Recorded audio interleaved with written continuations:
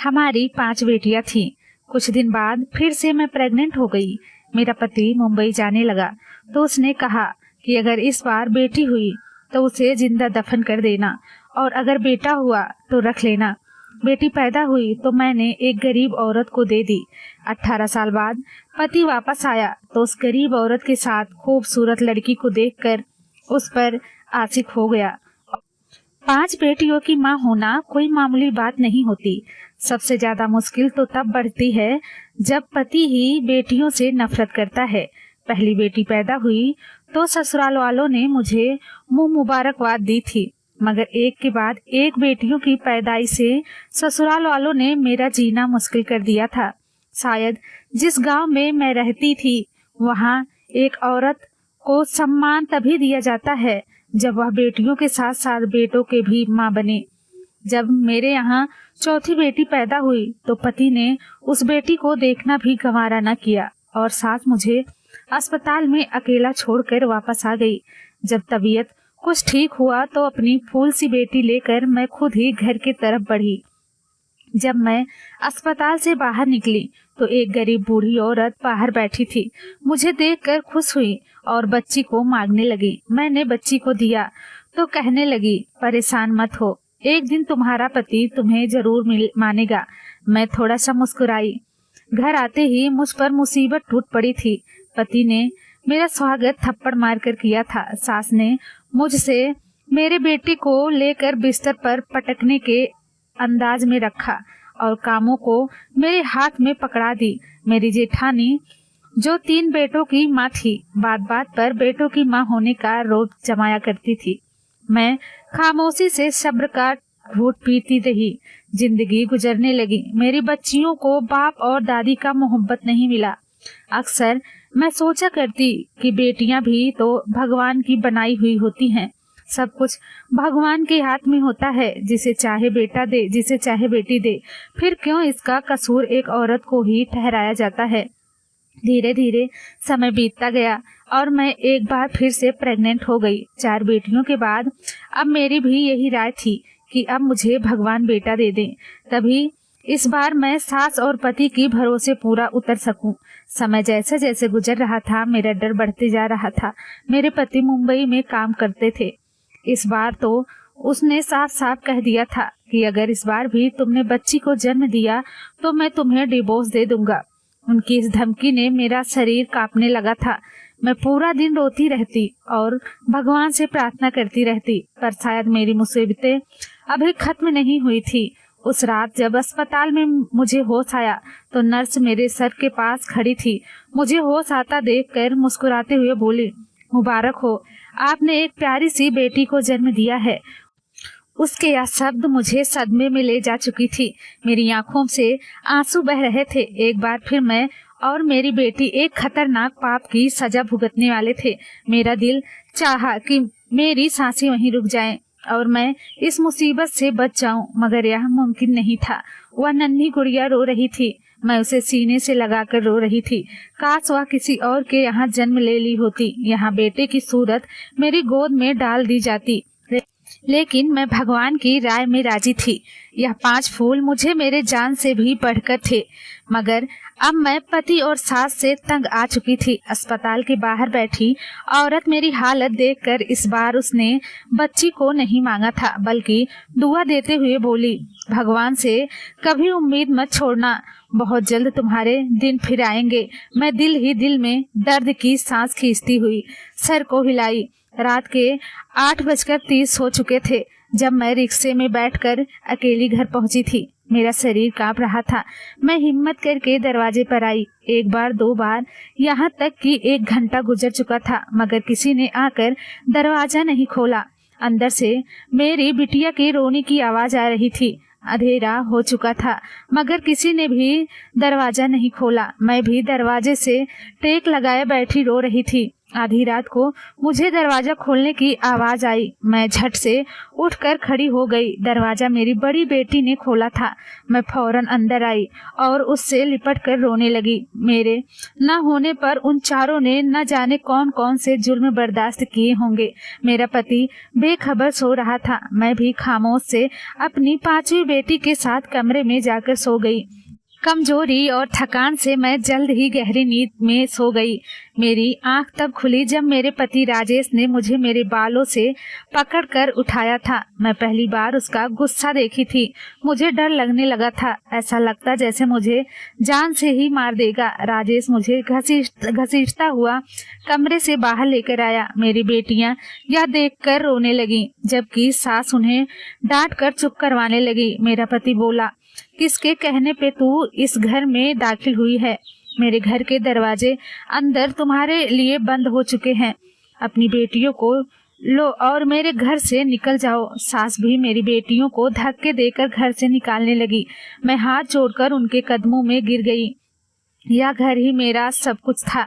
मैं 5 बेटियों को लेकर आखिर कहाँ जाती? मेरा पति घर से निकाल चुका था। मैं बेटियों के साथ वहीं दरवाजे पर बैठी रो रही थी कि तभी मुझे सास के चिल्लाने की आवाज आई और फिर मेरे पति की आवाज सुनकर मुझे कुछ दुर्घटना का एहसास हुआ। मेरी सास पाँव फिसलने से गिर चुकी थी और उनका सर किसी चीज से टकरा कर फट चुका था। मेरा पति हड़बड़ा कर रोता हुआ उन्हें डॉक्टर के पास ले जाने लगा, मगर कुछ देर बाद ही बहुत बुरी खबर मिली कि सास के सर पर गहरी चोट लगने की वजह से मृत्यु हो चुकी है। भले ही मेरे पति ने मेरे और मेरी बेटियों के साथ अच्छा नहीं किया था, मगर उस वक्त उन्हें तकलीफ में देखकर मैं उनका गम बांटने लगी। रिश्तेदार दूर दूर से हमारे यहाँ सास को देखने के लिए आ रहे थे, इसलिए पति ने मुझसे दोबारा घर में जाने की बात नहीं की थी।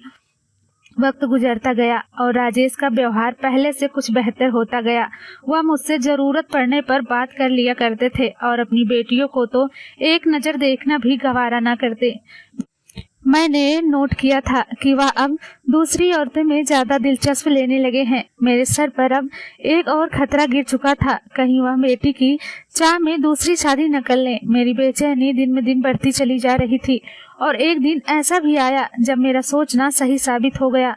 मेरे पति मेरे पास आया और संजीदा शब्दों में बोला, मम्मी को गुजरे हुए 3 माह हो चुके हैं और अब मुझे वापस मुंबई भी जाना है। मैं मुंबई जाने से पहले दूसरी शादी करना चाहता हूँ, क्योंकि तुम तो बेटियां पैदा करने की मशीन बनी बैठी हो। यही ख्वाहिश से मेरी माँ भी दिल में समाये दुनिया से चली गई। पति का यह शब्द मेरा खून खौला दिया था। पहले की मुसीबतें कम थी क्या जो अब मेरे सर पर सौतन भी लाना चाहते थे? मैं उन्हें समझाने लगी, मगर वह उल्टा सोच रखने वाले इंसान मेरी बात कहाँ सुनते। उस रात मैं बहुत रोई। मुझे मेरी जिंदगी एक बोझ लगने लगी थी। मेरा दिल चाहा कि मैं खुद को इस दुनिया से आजाद कर दूं, मगर जब ख्याल अपनी बेटियों की आता तो फिर इस इरादे को भूल देती। सुबह हुई तो मेरा शरीर बुखार से तप रहा था। पहले तो पति ने ध्यान नहीं दिया, मगर जब मेरी तबीयत ज्यादा बिगड़ने लगी तो मुझे डॉक्टर के पास ले गया। मुझे हैरानियत तब हुई जब डॉक्टर ने कहा कि अब माँ बनने वाली है। इसके यह शब्द मुझे कोई खुशी नहीं दे रही थी, बल्कि उल्टा मेरी मुसीबतें बढ़ा रही थी। मेरे पति को आज रात वापस मुंबई जाना था। जब उसने यह खबर सुनी तो खामोशी से मुझे घर ले आया।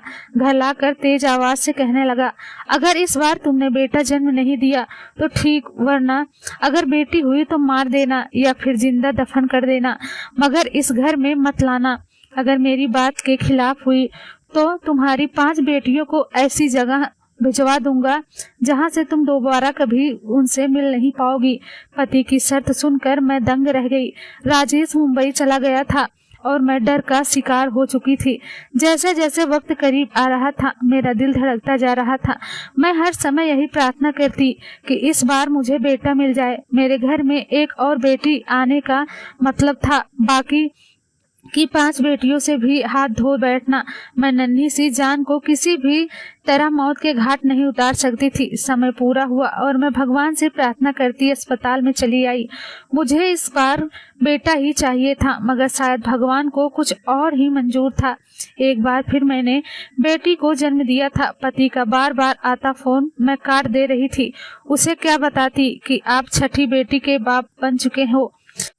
मेरे लिए यह बिल्कुल भी आसान नहीं था, मगर अब मैं दिल पर पत्थर रखकर फैसला कर चुकी थी। मैं इस बेटी को अपने साथ नहीं लेकर जाऊंगी। मैं इस मासूम बच्ची को मारने का सोच भी नहीं सकती थी और ना ही उसे जिंदा दफन कर सकती थी। मुझे कोई बीच का रास्ता निकालना था और यह काम शायद मेरे लिए दुनिया का सबसे मुश्किल काम था। मैं अस्पताल से बाहर निकली।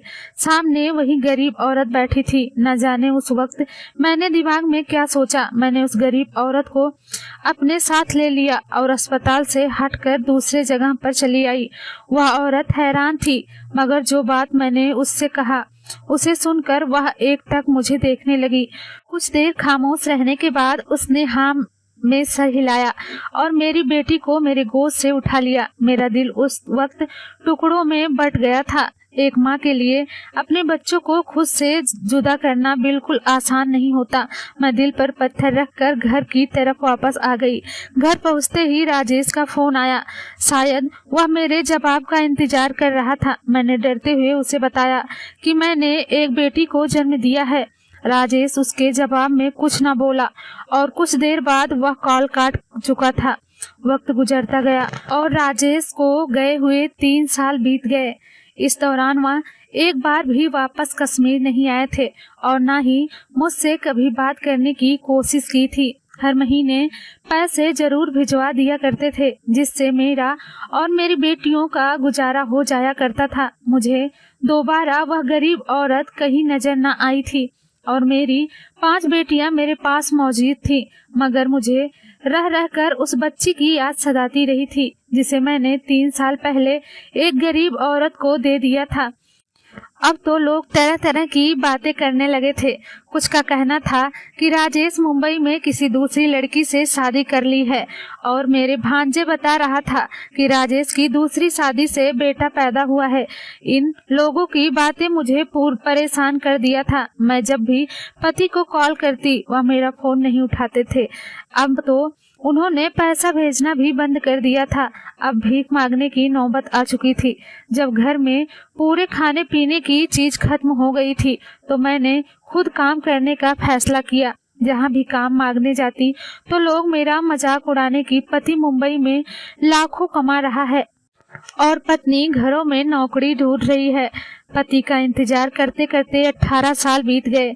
मैंने अपनी 3 बेटियों की शादी कर दिया था। 18 सालों में मैंने झाड़ू पोछा करके अपनी बच्चियों को पाल पोस कर बड़ा किया था, जबकि पति ने इस दौरान एक बार भी पलट कर नहीं देखा था। सोमवार का दिन था जब मैं भगवान की पूजा कर रही थी। अचानक दरवाजे पर दस्तक हुई। जब मैंने दरवाजा खोला तो एक पल के लिए मैं सदमे में चली गई। मेरा पति राजेश 18 साल बाद मेरे सामने खड़ा था। मुझे देखकर हल्का सा मुस्कुराया और अंदर आ गया। उसने घर आते ही मुझसे बिना कुछ बात किए सिर्फ इतना कहा, अब हमेशा हमेशा के लिए कश्मीर वापस आ चुका हूँ और अब सारा कारोबार यहीं करेगा। मुझे तो हैरत तब हुई जब उसने कहा कि वह पिछले 2 महीने से कश्मीर में ही आया हुआ था। मैं खामोशी से उसकी बातें सुन रही थी। वह अपने बैग से कपड़े निकालकर फ्रेश होने गया। 18 सालों में मुझे राजेश के बिना जीने की आदत हो चुकी थी, मगर तकलीफ तो तब हुई जब उसने आकर एक बार भी अपनी बेटियों के बारे में ना पूछा और ना ही मुझसे यह पूछा कि इन 18 सालों में मैंने कैसे अपना पेट भरा। शायद यहाँ भी मुझे ही सब्र करना था। राजेश बाहर निकला और कुछ ऐसा शब्द बोला, उसे सुनकर मेरी सांस रुक गई थी। वह कहने लगा कि वह कश्मीर में एक लड़की को पसंद कर चुका है। उसका नाम पूजा है और अगले सोमवार को उसकी पूजा के साथ विवाह है। वह मुझे बताकर दोबारा घर से जा चुका था। मैं उसे जाता देखती रह गई। क्या कोई इस हद तक भी लापरवाह हो सकता है? इसकी बेटियां इसकी मोहब्बत के लिए तरस रही हैं, मगर उसे कोई परवाह नहीं। सोमवार का दिन भी आ चुका था। घर को दुल्हन की तरह सजा दिया गया था। मेरी बेटियां खामोशी से एक कमरे में छुपकर बैठ गई थी। उन्हें इस शादी से कोई दिलचस्पी नहीं थी। राजेश बहुत खुश था। मुझे बताने लगा कि पूजा अपनी माँ के साथ यही आ रही है, यही पर उसका विवाह होगा और फिर अगले ही हफ्ते मैं पूजा के साथ वापस मुंबई चला जाऊंगा। मेरा सब्र का घोट खत्म हो चुका था, लेकिन मेरा चुप ही रहना मेरा बेहतरीन जवाब था। मैं खामोशी से इस महफिल से दूर जाकर अपनी हमेशा के कामों में लग गई। मैं बहुत मुश्किल से अपने आंसू रोक रही थी। दोनों माँ बेटी हमारे घर में आ चुकी थी। विवाह शुरू होने से कुछ ही देर बाकी था जब राजेश ने मुझे ठंडा पानी लाने को कहा। मैं खामोशी से सर झुकाकर जब उसके कमरे में गई तो वह लड़की सामने बैठी थी जिसे राजेश का विवाह होने वाला था। उसे देखकर मेरे पैरों तले से जमीन निकल गई थी। उस लड़की की उम्र 17-18 साल थी, जो अपने नजरों से बार बार मुझे देख रही थी, जबकि वहीं दूसरी तरफ मेरा पति उस लड़की की माँ को पैसा पकड़ाता हुआ न जाने क्या बातें कर रहा था। पैसों की भीड़ में आज एक औरत के मासूम लड़की का चेहरा नहीं देख रहा था। तभी राजेश की कॉल आई और वह खामोशी से कमरे से निकल गया। मैंने जब उस लड़की की माँ को देखा तो मुझे लगा कि मैं इन्हें पहले भी कहीं देख चुकी हूँ, मगर कहाँ, यह याद नहीं आ रहा था। वह औरत भी बार बार मुझे ही घूर रही थी। मैं जल्दी से कमरे से निकल आई और अपनी दिमाग पर जोर देते लगी। पंडित आ चुके थे। तभी मेरे दिमाग में ख्याल आया और मेरे होश उड़ गए। यह कैसी मुसीबतें टूटने वाली थी। मेरा शरीर सुन्न होने लगा था। तब मैं बाहर निकली और जाकर पूजा की माँ को पकड़कर अपने सामने किया और मैं उसे देखकर बोली कि तुम वही औरत हो ना जिससे मैंने अपनी बेटी को दी थी। मेरी बात सुनकर वह हक्की बक्की रह गई थी और बोली, हाँ मैं वही हूँ, मगर तुम कौन हो? राजेश सवालिया नजरों से हमें देख रहा था। मैं गुस्से से बोली कि मैं वही औरत हूँ जिसने 18 साल पहले अपने इसी पति के डर से अपनी बेटी को तुम्हारे हवाले किया था। यह खबर किसी पाप की तरह गिरी थी। राजेश घबराया हुआ था। वह औरत सीने पर हाथ रखकर जमीन पर बैठ चुकी थी, जबकि पूजा हैरत से मुझे देखने लगी थी। जब राजेश होश में लौटा तो उस औरत से सवाल करने लगा। वह औरत अब मालदार हो चुकी थी, लेकिन मेरी बात को सच मान गई। पूजा मेरी और राजेश की बेटी है, मगर एक पल भी देर हो जाती तो न जाने कौन सी मुसीबत टूट पड़ती। राजेश अपना बाल पकड़ता जमीन पर गिर चुका था और होश आते ही घर से बाहर निकल गया था। उसको बेटियों से नफरत थी, मगर जो पाप करने जा रहा था वह बहुत बड़ा था। पूजा जमीन पर बैठी रो रही थी और मैं बेबसी से उसे रोता देखकर उसे अपने सीने से लगाकर रोने लगी। राजेश को घर से गए काफी देर हो चुका था। 2 दिन गुजर चुके थे और फिर दरवाजे पर एम्बुलेंस आई, जिससे राजेश को उतारकर घर लाया गया। उसका 2 दिन पहले एक्सीडेंट हो चुका था। उसकी एक टांग टूट चुका था। इसकी जुबान दांतों में आकर कट चुकी थी। वह अब बोल नहीं सकता था। जैसा भी था, मेरा बच्चियों का बाप था। बेटियां कहाँ बाप को तकलीफ में देख सकती हैं। जब जब मेरी बेटियां राजेश की सेवा करती, वह नजर झुका कर रोने लगता था। पूजा ने उनसे दोबारा कभी नजर नहीं मिलाया था और न ही पूजा अभी राजेश के सामने जाना चाहती थी। कुछ दिनों के बाद राजेश ने अपना सारा धन अपनी 6 बेटियों के नाम कर दी और अपने बेटियों से माफी मांगी और अब सब खुश रहने लगे थे। धन्यवाद दोस्तों।